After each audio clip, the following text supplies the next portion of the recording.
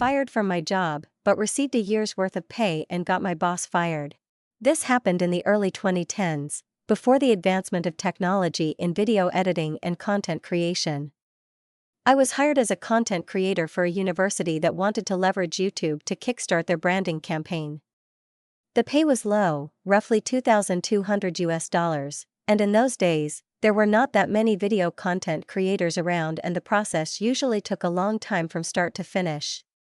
I was hired, and on my second day, my manager presented my KPI of 85 3 to 10-minute videos in 52 weeks, which was impossible for a one-man team in those days.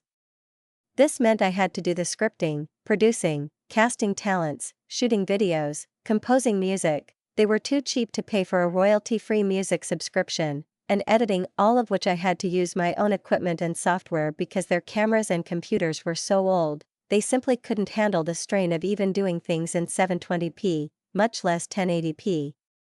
I tried to let my manager know, but she just smiled encouragingly, telling me to give it a try, assuring me if the videos were good, the quantity would not be what she focused on. Hearing this, I agreed to give it a try.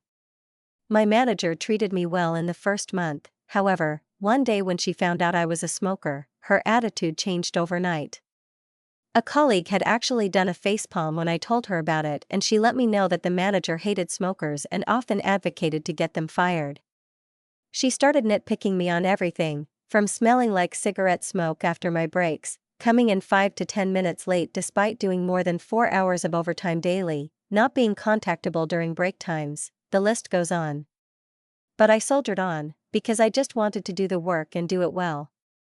5 months in, I was called into the director's office where I saw my manager putting on her best, displeased but gleeful face, and I felt my stomach drop. The director told me that she was disappointed because she had heard that I was falling behind on my work, and it was already halfway through the year and I had only completed 30 out of my 85 videos. I tried to explain that I had been working my butt off on these videos. I literally worked 6 days out of the week, over 60 hours just to do what needed to be done, and that being a one-man army made things impossible, and also the fact that the videos I had put up grossed the highest views ever on their YouTube page. I also recounted how my manager said that she was looking for quality videos over quantity.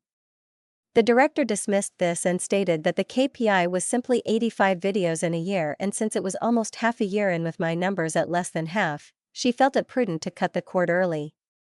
I asked how would they even meet the KPI if they were to fire me now. My manager had snorted, saying, "We'll find a professional production house to finish your work." The director had given her an odd look but nodded in her support nonetheless, telling me, "You don't need to worry, manager will get the job done." That was when a light bulb went off in my head. Seeing as I was the content professional in the office, one of my jobs was to keep a database of production houses to use in the event we needed to do a shoot that required more resources, and I was sure that they would be using the production houses in my database as my manager had no contacts in the production industry. So, I changed the contact numbers and messed up all the emails on all of the entries except one. The one, I had a friend working as a junior director, not an assistant director, but a director assigned to smaller video projects. I gave him a call and told him of my plan, and sure enough within 2 days, they were called to come in to pitch. I told him that I had a plan that was a win-win for us. It would instantly help him and put him on the fast track to a director position by bringing in that much business to his production house, and it would also benefit me financially.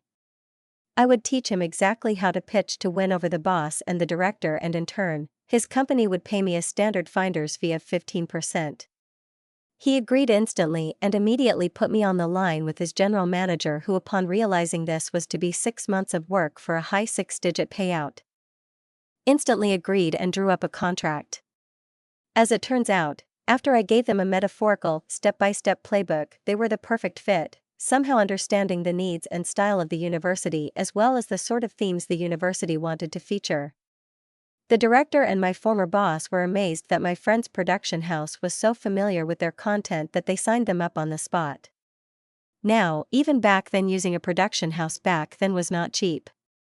Each video that they produced could cost double to triple my monthly salary, given that they had specialized people for each function: producer, director, director of photography, gaffer, sound person, video editor, assistant director, production assistants, etc., but this meant that they could complete a video every 2 to 3 days.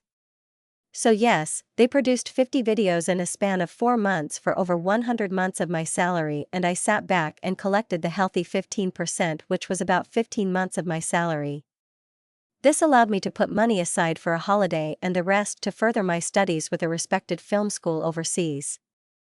I thought my plan ended here and I had gotten back at my former bosses, but to my surprise, I received a call from my colleague while I was holidaying in Bali one day. This was the same colleague who had face-bombed when I told her that my manager had found out that I was a smoker. She told me that my former manager had been fired and my director given a massive blasting by the chancellor of the university. The content creation project which I was hired for was only given a budget equating to about a year and a half of my salary, and they had exceeded that budget by over 10 times. My former manager was so desperate to ensure that her content creation project could be completed that she had thrown caution to the wind, paying anything to get the job done so that she could show my director that she had completed the project, and had approved the massive spend without getting consent from the director. So that is how I got my friend a super fast promotion to a full director in his production house, and a year of pay after getting unfairly fired from my job.